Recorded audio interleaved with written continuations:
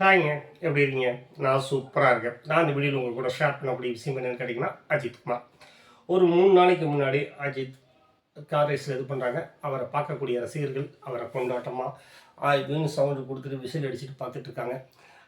ஒரு ரசிகர்கள் அவ்வளோதான் பண்ண முடியும். தான் கொண்டாடக்கூடிய ஒரு தலைவன் ஒரு 10 செகண்ட் தான் அவர பார்க்க முடியுது அப்படிங்கும்போது, அதற்குள்ள அவர இம்ப்ரெஸ் பண்ணிடணும். நான் உங்களை எவ்வளவு கொண்டாடுறேன் அப்படிங்கிறத அவன் காட்டித்தான் ஆகணும். அது அவனுக்குள்ள புத்திக்குள்ளே இருக்கக்கூடிய விஷயம். தமிழ், தெலுங்கு, கன்னடம் இவங்க இந்த சினிமாக்கள் வந்து அவங்க அங்க இருக்கக்கூடிய மக்களோட வாழ்வியலோடு பொருந்தி போனது. நான் இன்னைக்கு இவ்வளவு சினிமாவ அஜித்த இவ்வளவு பண்ணி பேசுறேன் இல்லையா? இப்ப இதெல்லாம் தப்பு, அது குறைகள்லாம் கண்டுபிடிச்சு பேசுறேன்ல. எனக்கு சினிமா அவ்வளவு பிடிக்கும். டெய்லி ஒரு சினிமா பார்க்காம நான் தூங்குனதே கிடையாது. அஜித் படங்கள் எனக்கு அவ்வளவு பிடிக்கும். முகவரி, கிரீடம் அவ்வளவு படங்கள் பிடிக்கும். வாலி, ஏன் நீங்க எல்லாரும் ஃப்ளாப் பண்ண ரெட்டை ஜட வயசு படத்தை நான் எத்தனை தடவை பார்த்தேன்னு எனக்கே தெரியாது. அவ்வளோ பிடிக்கும். பட் நான் தனிப்பட்ட முறையில் நான் அவரை கொண்டாடுறது கிடையாது. காரணம் அவர் எப்போவுமே முரணாக தான் இருப்பார். வெளிப்படையாக இருக்கவே மாட்டார் அப்படிங்கிறது தான். தன்னோட விஜய் வந்து தன்னுடைய ரசிகர் மன்றங்களை மக்கள் மன்றங்களாக மாற்றும்போது இவர் உடனே அதுக்கு ஆப்போசிட்டாக ஒரு விஷயம் செய்யணும். நம்ம எல்லாருடைய கவனத்தையும் ஈர்க்கணும் அப்படிங்கிறதுக்காக என்னோட ரசிகர் மன்றத்தை ஃபுல்லாக கிடைக்கிறேன். நான் என்னுடைய ரசிகர்களை என்னுடைய சுயநலத்துக்காக பயன்படுத்த மாட்டேன் அப்படிம்பாரு. அப்படின்னா நீங்கள் 100 கோடி ரூபா சம்பளமே வாங்கி இருக்க முடியாது சார். உங்களுடைய ரசிகர்கள் உங்களை எந்த ஒரு நாள்லையும் உங்களை கைவிட்டதே கிடையாது. நீங்கள் ஒவ்வொரு தடவையும் அவங்கள ஹர்ட் பண்ணுற மாதிரி தான் பேசுவீங்க.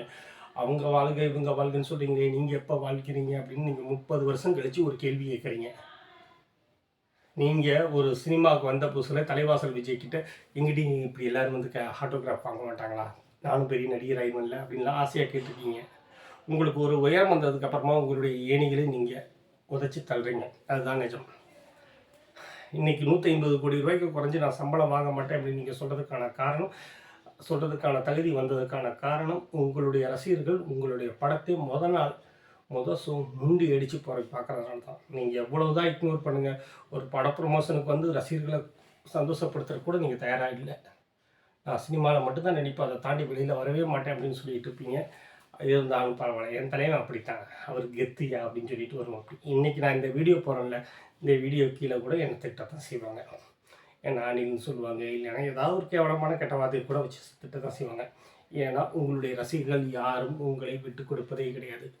ஆனால் எல்லா முறையும் நீங்கள் உங்களுடைய ரசிகரை விட்டு மட்டும்தான் கொடுத்துட்ருக்கீங்க.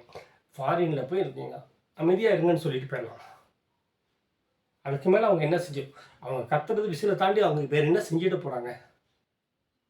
உங்கள்கிட்ட அதிகபட்சம் ஒரு ஆட்டோகிராஃபும் ஒரு செல்ஃபியும் எடுக்க போகிறாங்க, அவ்வளோதான். 150 கோடி ரூபா வாங்குறீங்க. இந்த ஒரு விஷயத்தை கூட அவங்களுக்காக விட்டு கொடுக்க முடியாதா? இதுதான் நீங்கள் அவங்களுக்கு கொடுக்கக்கூடிய விலையாக தானே இருக்கும். 150 கோடி ரூபா எவ்வளோ பெரிய விஷயம் தெரியுங்களா?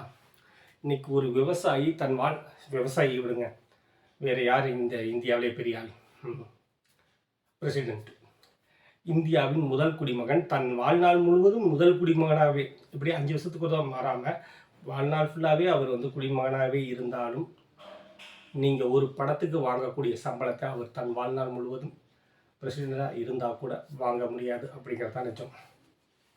150 கோடி ரூபாய்க்கு நீங்கள் 3 மாதம் போடக்கூடிய உழைப்பு சரியானதா? அதுக்கு ஒர்த்தா? கிடையாது. அதுக்கு ஒர்த் என்ன தெரியுங்களா? உங்கள் 150 கோடி ரூபாய்க்கு ஒர்த் என்ன தெரியுங்களா? உங்களை கொண்டாடும் ரசிகர்கள். நீங்கள் எப்படி வந்தால் என் தலை வந்து நின்னாலே போதும், நான் படத்தை கொண்டாடுறேன்.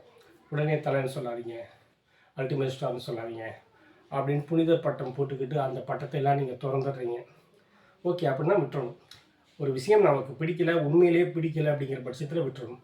அதே சீனை நீங்கள் உங்கள் படத்தில் வைப்பீங்க, யாராவது அதை சொல்லுவாங்க, ஐயோ அப்படிங்கிற மாதிரி தலையில் கை வச்சுக்கிட்டு அப்படி இயல்பாக கடந்து போவீங்க. ஒரு விஷயம் வேண்டான்னா அதை பற்றி பேசவே மாட்டான், அதுதான் நிஜம். யார் பேசினாலும் விரும்ப மாட்டான். நீங்கள் அதை ஒரு படத்தில் வச்சுக்கிட்டு நான் சொல்லியும் கூட கேட்க மாட்டேங்கிறாங்க, அந்த செல்லமாக அழுத்துக்கிறது இருக்கு இல்லையா, அது உண்மையிலேயே நீங்கள் உங்கள் ரசிகர்களை தூண்டி விடக்கூடிய செயல்.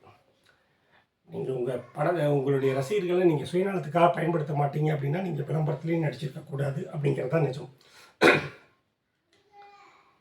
ஒரு 10-15 வருஷத்துக்கு முன்னாடி ஒரு டீத்தூள் விளம்பரத்தில் நடிக்கிறீங்க, அன்னைக்கு உங்களுடைய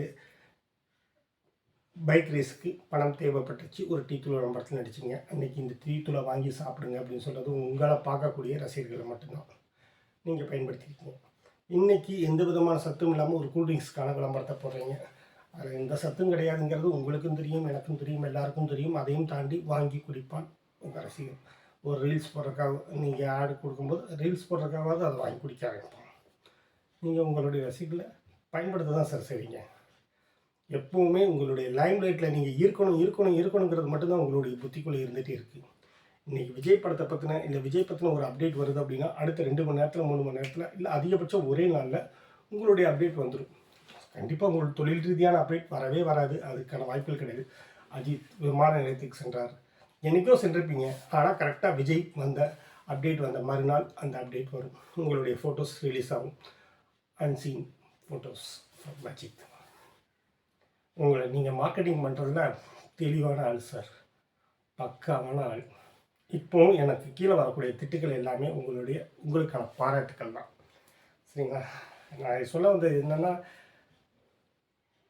சார் சினிமாவில் இருக்கீங்க, ஒரு பப்ளிக் ஃபிகர், உங்களை வேறு எங்கேயுமே பார்க்க முடியாது, உங்களுக்கான கோடிக்கணக்கான ரசிகர்கள் இருக்காங்க, நீங்கள் வந்தாலே போதும். ப்ரொடியூசருக்கு லாஸ் ஆகுதோ இல்லையோ, நீங்கள் ப்ரொடியூசருக்கு லாபம் கொடுத்துரும் ஒரு சர்ச்சுன்னு வைங்களேன். இப்போ வந்து குட் பேட் அக்ரி உட்பட அத்தனையுமே நஷ்டம்தான். ஆனால் உங்களுக்காக ஒவ்வொரு தடவையும் 200 ரூபா செலவு பண்ணிகிட்டே இருக்கான். நீங்கள் பெருசாக டான்ஸ் பண்ணுறது கிடையாது, பெருசாக காமெடி பண்ணுறது கிடையாது, சொந்த குரலில் பாட்டு பாடுறது கிடையாது.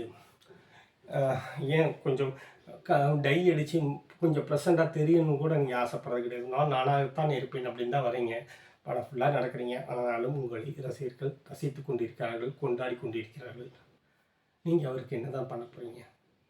ஒரு சின்னதாக ஒரு ஆட்டோகிராஃப், சின்னதாக ஒரு செல்ஃபி, அதை பட்டு கொடுத்துட்டிங்கன்னா எவ்வளோ வாழ்நாள் ஃபுல்லாக சந்தோஷப்படுவான். அதை கூட செய்கிறது கிடையாது. கேட்டால் தெரில சார், நான் ஏதோ எனக்கு புலம்பணும்னு தோணுச்சு, சரிங்களா? இதெல்லாம் நீங்கள் பார்க்க போகிறது கூட கிடையாதுங்கிறது எனக்கு தெரியும். சரி, ஓகே, சொல்லுவோம். யாராவது ஒரு ரசிகர் ஆமாம் இல்லை அப்படின்னு தோணுச்சுன்னா ஓகே. இல்லைடா, என் தலைவனை நீ பற்றி பேசியிருக்க, உனக்கு அணில் வால் தெரியுது பாரு, மறைச்சி வச்சுக்கோன்னு எனக்கு கமெண்ட் பாஸ் பண்ணாலும் ஹாப்பி தான். எனக்கு அதை பற்றின எந்த கவலையும் கிடையாது. நான் பாடி ஜாலியாக ஃபன் பண்ணிட்டு போயிட்டே இருப்பேன். கொஞ்சம் யோசிச்சுக்கோங்க, அவ்வளோதான் சார், வேறு ஒன்றும் இல்லை. Bye sir.